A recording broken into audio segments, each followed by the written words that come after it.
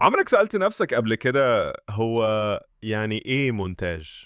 المونتاج ببساطة هو المرحلة اللي بنعدل فيها الفيديو بعد ما بيتصور، يعني الفيديو الخام اللي بيطلع من الكاميرا بيكون مليان لقطات زيادة، لخبطة، حاجات مش مهمة أو حتى غلطات. هنا بيجي دور المونتاج علشان ننظف الفيديو، نقص ونلصق اللقطات، نرتبها بشكل منطقي ونضيف ليها لمسة جمالية تخلي المشاهد يستمتع وهو بيتفرج.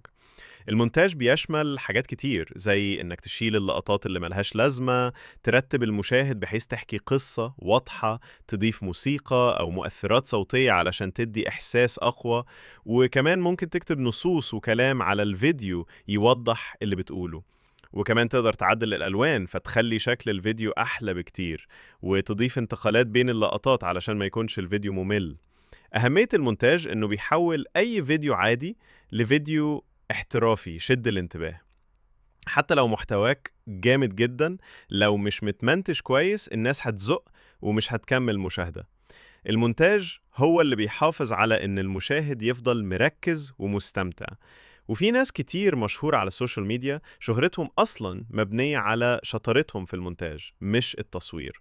ولو انت لسه بتبدأ، جرب برامج بسيطة زي كاب كات أو في ان على الموبايل.